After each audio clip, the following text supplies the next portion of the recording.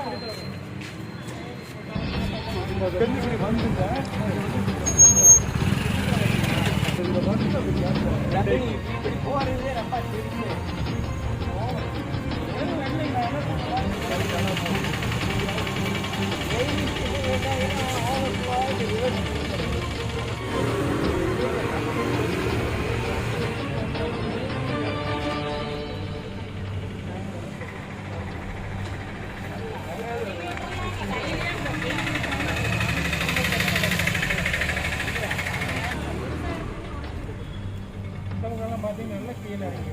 இங்கே தண்ணியே போகிறதில்லை.